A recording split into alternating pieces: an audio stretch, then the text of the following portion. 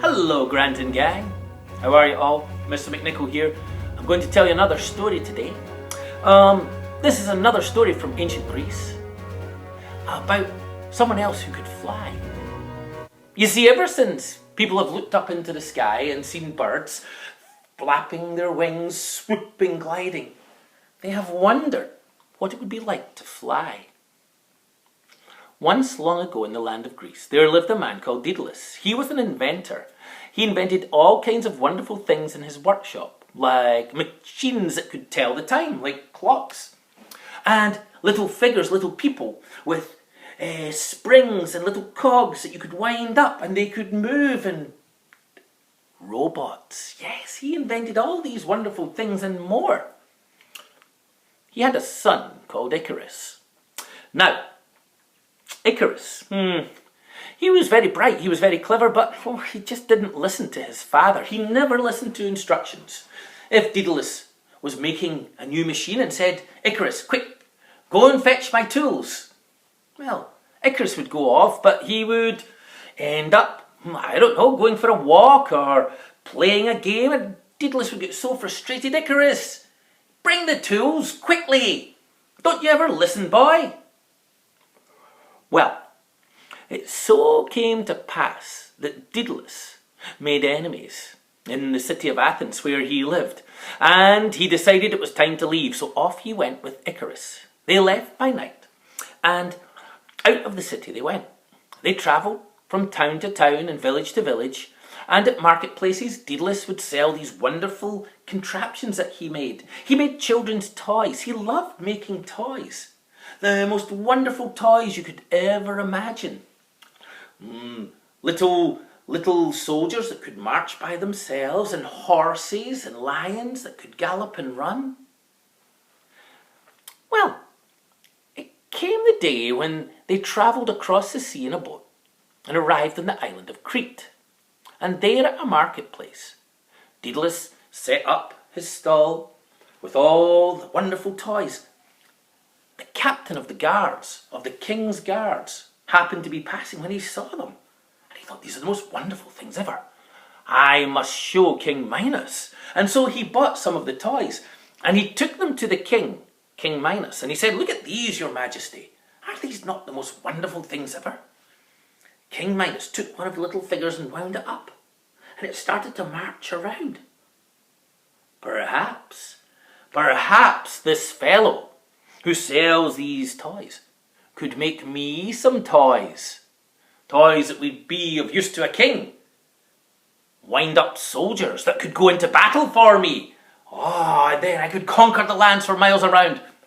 Bring him to me now. And so the captain of the guards did. Daedalus and Icarus were brought before King Minos. He said, "Daedalus, you can make these toys, but if you could make me actual ones, actual soldiers, to fight for me, I will pay you well." Well, Daedalus said, "I could, but I don't know." And then the king had another idea. Forget that just now, for I have another thing you could make me." "What is that?" said Daedalus. "A maze." "A maze?" said Daedalus. "A maze," said King Minos. "A maze of passageways. One that if someone should enter, they would never find their way out of again." "Oh, why would you want that?" "Because," said King Minos, "I have a problem. I have a creature, a minotaur." "A minotaur?" said Daedalus. "What's that?" "It is half man, half bull, and it's a terrible creature. He is a curse upon our land, and I have him in chains here in the castle, in my palace. Why, he will only eat people." "Oh, he sounds terrible," said Daedalus. "He is," said King Minos, "and here is my plan. I will have you build a maze of passageways, a labyrinth underneath my palace. And I will put the Minotaur in there, and I will throw the prisoners that I have in to be fed to him. And that will be their end. And if they go in, they will never come out. Well, that I could do, said Daedalus. And he did. He planned it all out. He drew the passageways. He drew stairways and levers and contraptions and mirrored walls made of bronze, so that if you stood there, it looked as if there were 1,000 different ways to go. No one would ever be able to get out. Only Daedalus knew the secret of the labyrinth. And so, once it was planned, it was built underneath the palace. And the Minotaur, this terrible creature, half man, half bull, with teeth like a lion's, he was thrown in, and there he lived. And the poor unfortunate prisoners of King Minos were thrown in to the labyrinth. And although they would try and find their way out, as they went along the passageways, here, there, up and down, round and round, they only ever found their way to the middle, where the Minotaur would be waiting for them. Well, Minos was delighted. He brought Daedalus before him.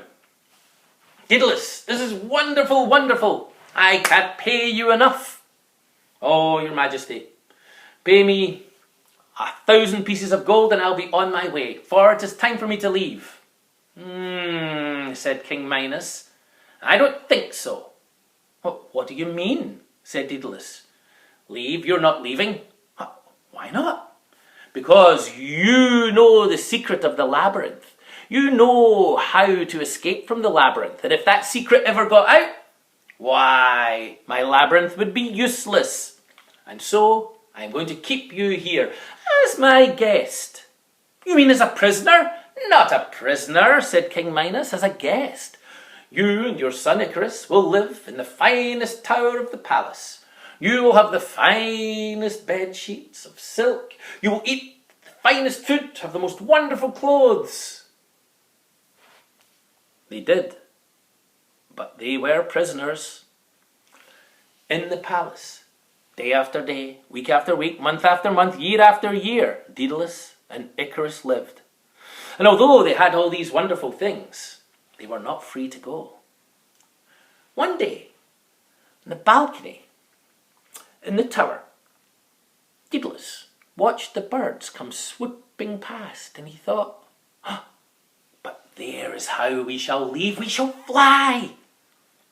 And so, what he did was, he started to save some of the food that they were given and break it up into crumbs and sprinkle it on the balcony. And when the birds flew down to pick, the feathers that fell from the birds, he gathered them. And he kept on gathering and collecting feathers day after day, week after week, month after month, until he had enough to make a set of wings. Not just one set, but two. When he had enough feathers, he took candle wax and he melted the candle wax in a pot. And he called Icarus and he spread the wax over the boy's tunic, down the sleeves. And then he started very, very carefully to place the feathers into the wax. And he did the same for himself until both father and son had the most magnificent bird's wings on their backs. Now listen, said Daedalus, and listen well, my boy. We will fly from this tower as the sun rises in the morning. But when we fly out over the ocean to our freedom, you must never, never fly so high that the heat of the sun melts the wax that holds the feathers, for the feathers will fall from your arms. Yes, father, yes, father. What you must do is always concentrate, boy. Do not be tempted to fly up higher and higher. Always keep a steady path through the air, and all will be well. Are you listening? Yes, said Icarus. And so as the sun rose, Daedalus and Icarus, they climbed on to the ledge of the balcony and off they jumped. And they spread their arms and their wings. They started to fly They flew and flew like a pair of birds soaring through the air. The guards in the towers of the palace saw them and shouted, "Look, look, they're escaping!" Shoo, shoo, shoo. Arrows shot up, but they flew this way and flew that way, and then on to safety. Out over the sea they went. When they looked down, everything looked tiny, little tiny ships. Houses, cities, everything looked amazingly small, like a little child's toy model. "It's wonderful, Father," said Icarus. "I know, my boy, but concentrate, concentrate," shouted Daedalus as they flew on. But as they flew, Icarus became more confident. "Father, look! Watch this! Woo! Icarus! Icarus, stop! Fly straight in a straight line to safety." "No, Father, watch! Watch, I can do this!" And he started doing loop-the-loops. He twisted round and he spun and he twirled in the air. He had mastered flight. He could fly like a bird.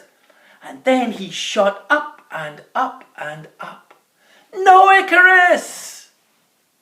But of course, Icarus had forgotten the words of Daedalus. He was so delighted with his skill at flying, he forgot. He flew up higher and higher. And all of a sudden, he felt the heat of the sun on his face. And then he saw one of the feathers come fluttering off his arm, and another, and he felt the wax begin to drip and melt. And all of a sudden, all of the feathers flew up off his back into the air and spun away. And then down and down and down like a stone he shot, down and down and down, and splash. Into the ocean went poor Icarus. And with tears in his eyes, Daedalus, he flew on.